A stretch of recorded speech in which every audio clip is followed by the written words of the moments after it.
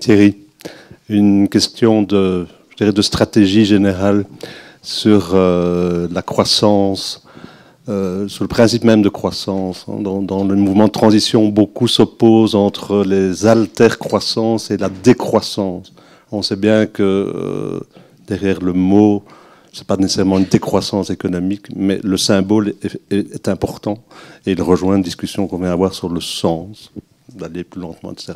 Et donc, quelle est la réponse qu'Ecolo tient sur cette question décroissance ou autre croissance? Sur la croissance, partons de la science.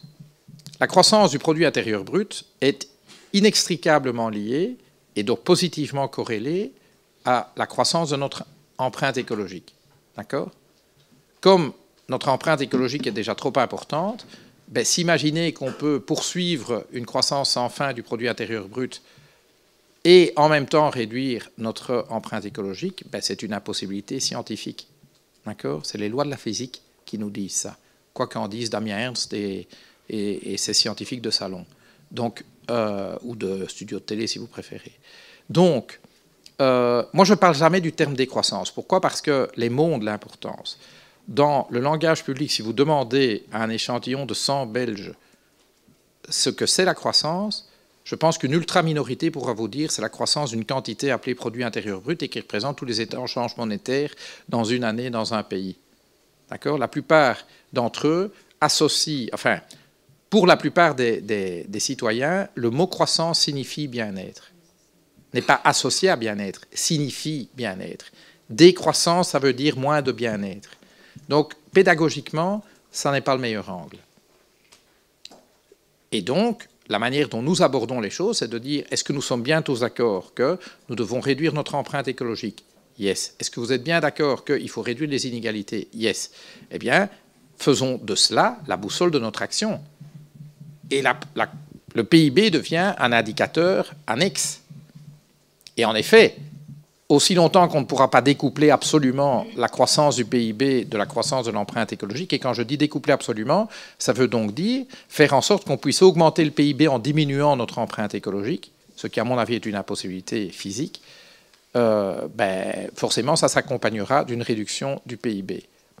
D'où il est super important que nous réfléchissions à comment est-ce qu'on organise un système fiscal, un système monétaire, un système de sécurité sociale qui ne dépendent pas de la croissance pour être viable. Je prends le simple exemple du fait que l'argent porte intérêt. Vous allez me dire où est plus aujourd'hui, mais en principe, l'argent porte intérêt. Si on reste dans cette logique d'un système monétaire où l'argent porte intérêt, la croissance est indispensable, puisqu'il faut rembourser le principal et les intérêts. Donc il faut faire toujours plus. D'accord? Sauf si on décide que pour les siècles des siècles, il n'y a plus d'intérêt. Et pour l'instant, c'est ce qu'on a. L'argent ne rapporte plus rien.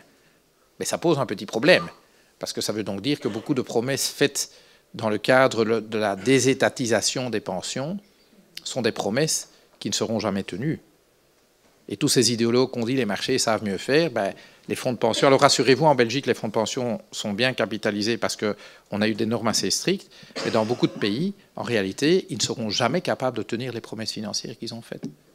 Parce que les marchés financiers ne peuvent pas, dans une économie en tout cas telle que la nôtre, et surtout si on réussit la transition, ne pourront jamais générer des intérêts de 3, de 4% l'an. Oubliez ça, ça n'existera plus.